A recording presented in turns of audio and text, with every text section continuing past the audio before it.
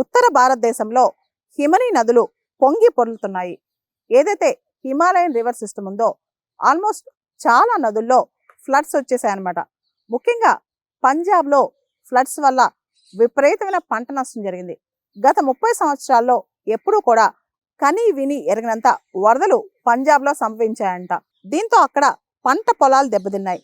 ఇళ్ళు వాకిళ్ళు అన్నీ కొట్టుకుపోయాయి.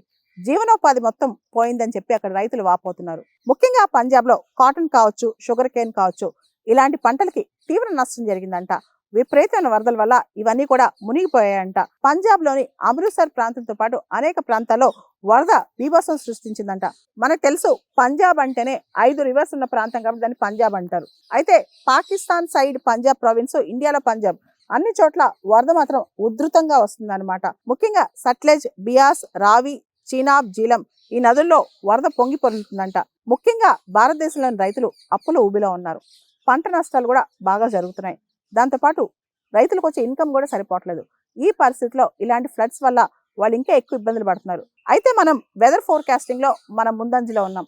చాలా వరకు జరగబోయే డిజాస్టర్స్ కావచ్చు, విపత్తులు కావచ్చు మనకు ముందే తెలుస్తున్నాయి. కానీ రైతులను మాత్రం పూర్తి స్థాయిలో అప్రమత్తం చేయలేకపోతున్నాం. వాళ్ళ పంట నష్టాన్ని తగ్గించలేకపోతున్నాం. ఇది ప్రధానమైన కారణం అని చెప్పుకోవచ్చు ఇంత పంట నష్టం జరగడానికి.